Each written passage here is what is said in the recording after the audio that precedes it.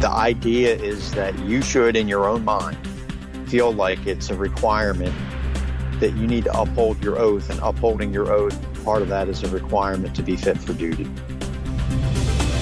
Enchanted Sky Media.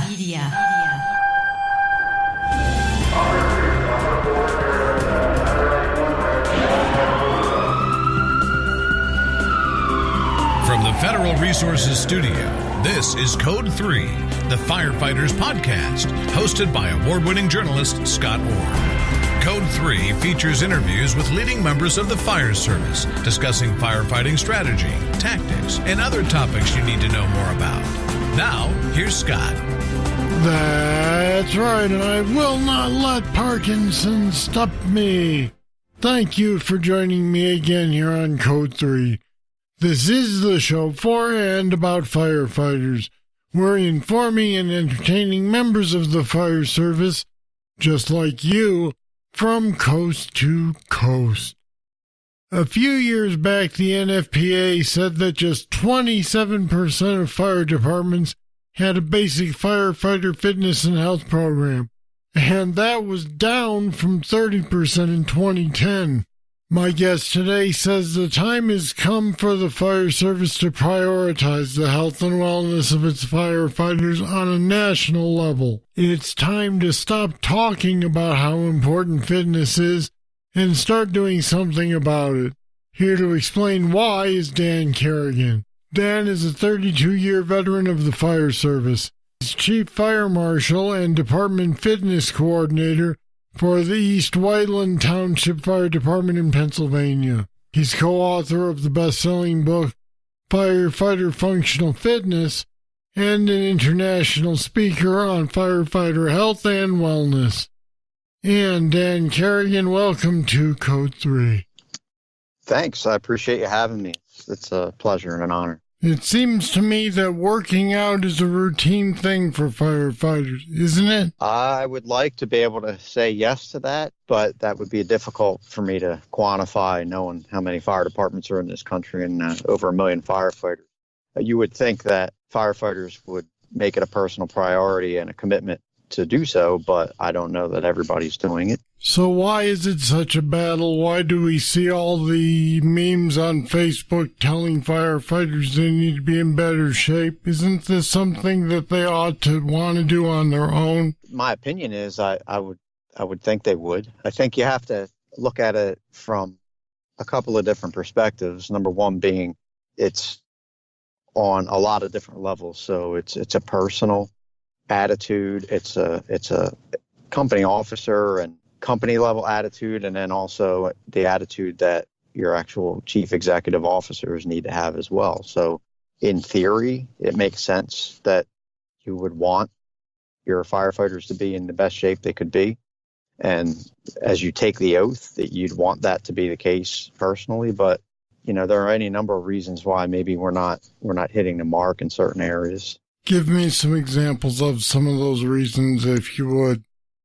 Well, I think ultimately it comes back to the fact that the United States it does not really have a mandate, if you will, or a requirement for firefighter health and wellness in terms of annual, occupational medical physicals, annual fitness assessments, regular ongoing exercise, and so forth. There's nothing other than standards that we have that are very good, I might add. There's nothing other than standards to project that, right? It's still up to the individual firefighter. It's still up to the individual organization to take what's been given and implement it. So I don't necessarily give examples as much as I would unfortunately say there are a lot of excuses out there.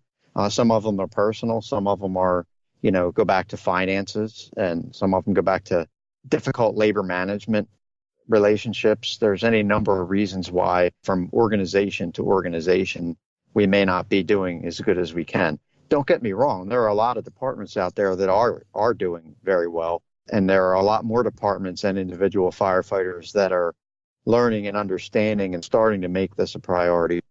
I just think we still have, a lot of work to do to make it commonplace and normal in the American fire service. When firefighters go through the academy, they have to meet the requirements of the CPAT. So why haven't we been able to mandate these requirements after they get on board? Well, I would offer that that's not necessarily even a true statement. And I say that because depending on where you're from, what environment you are subject to, there may or may not even be a requirement to pass a basic physical agility assessment. Are you saying to me that there are people passing academies that aren't meeting a basic physical requirement? I would say so. I mean, like I said before, it comes back to the individual fire department and what they're going to require of their candidates. It comes back to local, regional, state fire academies.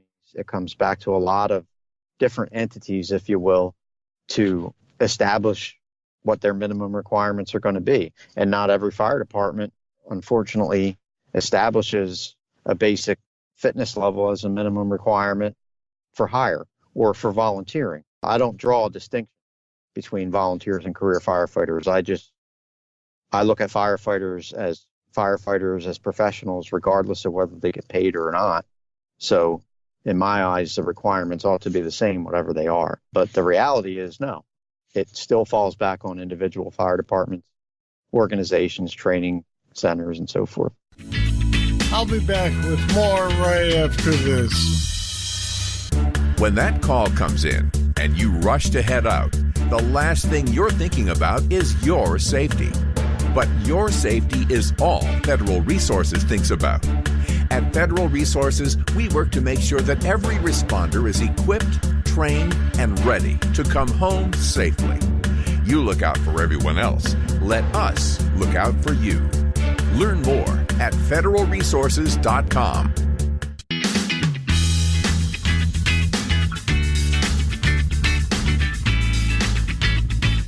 So then are you saying that departments that don't require this are afraid that they won't have enough people on board if they do? I mean, why else? What other reason would there be to not require physical fitness? I've heard that as a reason. And I'm not going to go so far as to say that is the only reason. Again, it would be difficult for me to characterize or lump all the fire departments in this country together, and that wouldn't be fair to do so. But I know that from my talks and travels and so forth, that there definitely is, I'm assuming you're speaking on the volunteer side of things, there definitely is a concern that, implementing more and more requirements on volunteer firefighters just gives more reason, or not necessarily reason, but gives more emphasis on losing volunteers because they just can't commit to the training and the time and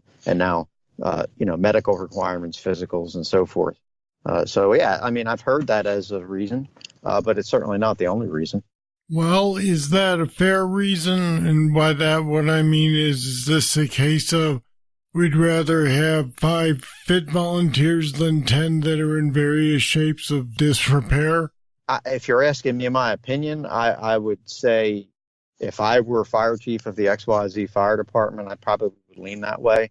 But it's not something you can just can and say that's the only thing that we're talking about here. I mean, there's training, there's time commitments, there's staffing issues and so forth that also come into play. So having fit and healthy firefighters is one thing, but also having them available to handle the emergencies is another. So you kind of have to add the two together, I think, if you're trying to develop a strategy to improve your department. But yeah, I mean, off the top of my head, I would say I would rather have a few less firefighters, but that are fit and healthy to do the job, than a lot of firefighters that may not be.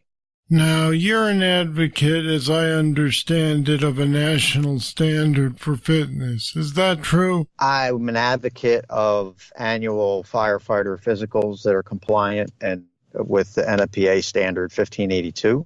I think that's the base building block of any health and wellness program for firefighters. It's research-backed, it's evidence-based, and it's needed probably even more so. I know it's going to sound funny me saying this, but it's really needed even more so than fitness, if you will, to get things started. If you have no program whatsoever, then the first thing we ought to do is get our people to the doctor and have them evaluated correctly so that we can identify issues before they get to the point where it's too late. And so I would say I'm an advocate of that first, and absolutely then an advocate of implementing a regular fitness program within your department that's essentially required but not punitive, if you understand what I mean. Actually, I'm not sure that I do. I understand required, but if you don't meet the standards, then what would you have them do? Sure. Well, so and those, it's written in some of the standards that we do try to use, that if you don't meet minimum requirements in a given area, then what we do is we fall back on counseling, education, additional training, anything we can do to help the firefighter that's missing a mark in a certain area get to that mark. It's not meant to be punitive. It's not meant to be used as necessarily a means to remove somebody from service, unless medically and physically speaking, that's the only last resort alternative.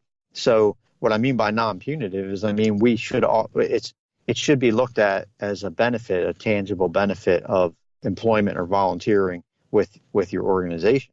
And we should be there to help and guide you and provide the resources for you to get better and to improve, not use it against you. Which makes sense, given that what we're trying to do here is keep people from being a line of duty death that's not from a fire. Absolutely. There have been too many cardiovascular incidents. The thing is, I'm surprised that firefighters are not recognizing this on their own yet. Why is that? Well, I don't know that they're not anymore. I think if you went back 5, 7, 8, even 10 years, that might be a more accurate statement. But I'd like to believe that because of the approach that people like myself and my colleagues on the safety, health, and survival section and my partner and there's a lot of people out there right now that have dedicated a lot of time and effort in not just promoting health and wellness, but providing the tools and the resources to be able to get that done. And I think every day, more and more individual firefighters are buying into that, and they're taking it upon themselves and not waiting for their organization to do it for them. It's not something we're going to change overnight. It's a legacy type of a situation, if you will. But I think that by focusing at least some of our attention on the individual firefighter, the hope is that 5, 10, 15 years down the road, those individual firefighters that buy into, we're working towards instilling that new kind of approach into an existing culture, if you will. So infusing new ideas and so forth into an existing fire service culture that doesn't necessarily need to be changed 100%. We just need to plug in new ways of doing things where there's going to be more benefit. And it sounds like building a new culture is exactly what's required, so that they feel like that's something they should want to do on their own. It all starts with the individual firefighter's attitude, right? You know, if you've looked at our book, or if you've listened to us speak, or any of my colleagues for that matter, the idea is that you should, in your own mind, feel like it's a requirement that you need to uphold your oath, and upholding your oath, part of that is a requirement to be fit for duty. Because honestly, we believe that your physical body, your being, can do just about anything, but it's really your mind that you have to convince first. So getting over that attitude hump is first and foremost. Then holding yourself accountable on a personal level and being the example by showing others what you're doing. That would be the next step, that accountability. And then obviously the last step is just taking action on it rather than just agreeing about it. Sounds good. All right, Dan Kerrigan, thanks for talking with us today on Code 3. I really appreciate the opportunity, and I love what you're doing, and the honor was mine. And we put some more information about the need for firefighter fitness on our website at code3podcast.com/priorities. Check it out. Now, here comes your trivia question.